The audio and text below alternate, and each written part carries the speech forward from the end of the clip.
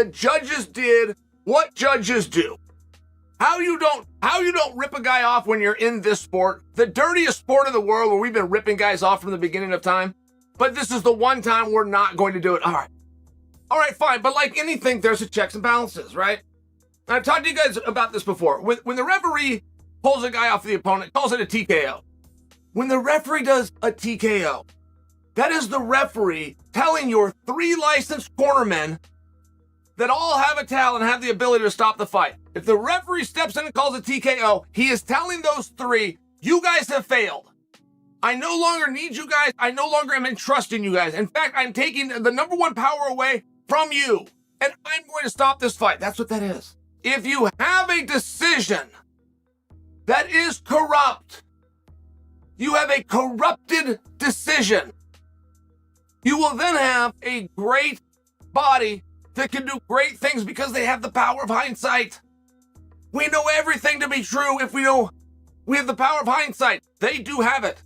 So they will be all corrective. They will be all correcting, and they will have the ability to be spot on because of the hindsight, but that's called a rankings committee. So if we go out and we hold a fight and we got it wrong, there's still one more adult in the room that can tell us what actually happened. That's the rankings committee. Now, there is no entity within our sport that has less courage and has demonstrated a smaller amount of integrity than our rankings committee until now. Islam and Volk fought. Islam got his hand won. Got his hand raised. The rankings committee came out with the rankings 48 hours later, just on schedule, and they kept Volkanovski number 1. I don't know where they put Islam, by the way. I even asked that question. I said, so does Islam come to number 2? And the exact answer I was given, no, everything stayed the same pretty much, except John Jones moves up spot.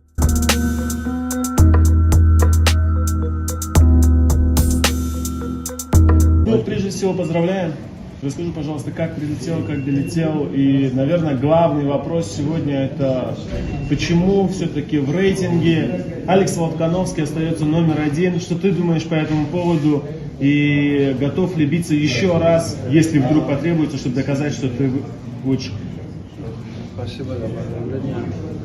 Полет был нелегкий. Сначала с Австралии в Дубай летели больше 10 часов, потом пересадка и уже там. Дорога домой всегда хорошая, как бы далеко не было, как бы долго не летела. А насчет рейтингов, я никогда не ждал справедливости. И до сих пор не жду, потому что мы на примере других наших бойцов, Анкалаева, там, Петра Яна, видели отношение к нам всегда, так что главное, я поехал 13 тысяч километров, победил ихного чемпиона, там мне подняли руку и с поднятой головой, уверенный, с поясом приехал домой.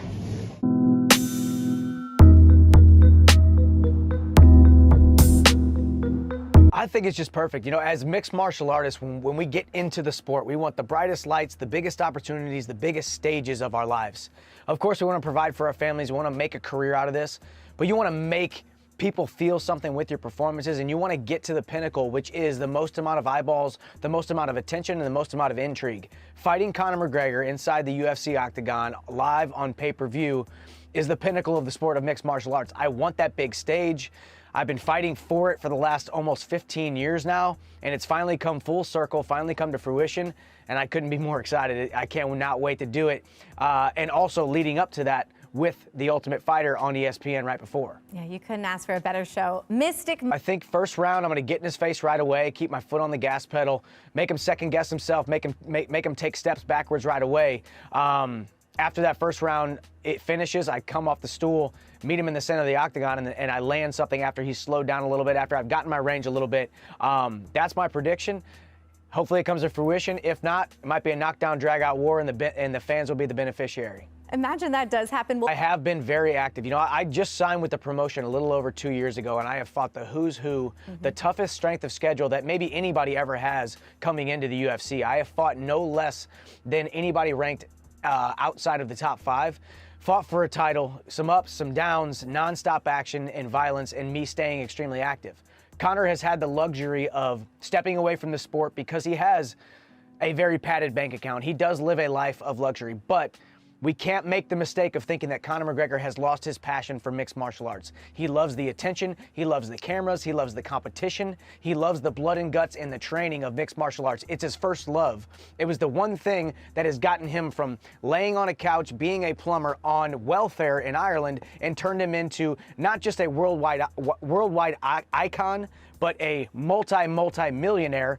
So he has the sport of mixed martial arts, his first love, to thank for that. So I think we're going to see a very motivated guy. Also, too, as we mentioned, on ESPN, we're doing...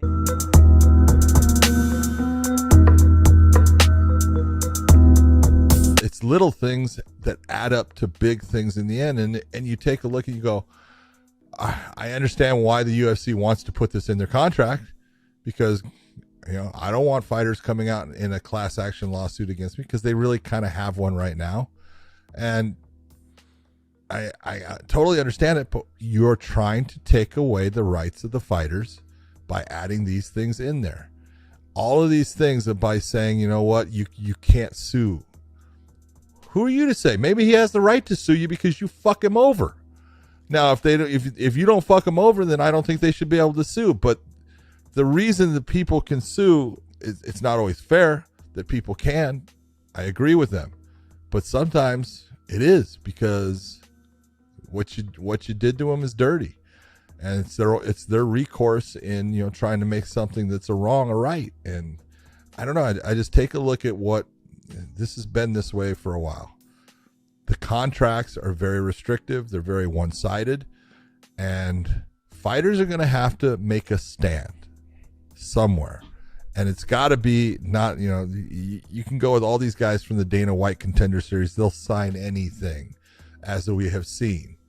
You know, it's the same thing as what, you know, happened with Tough coming in.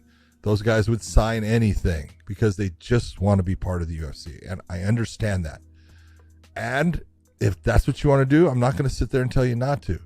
But your fighters like a Francis Ngannou, guys like a Volkanovski, guys like, you know, Israel Adesanya, these people, Islam Makhachev, they can be the difference maker.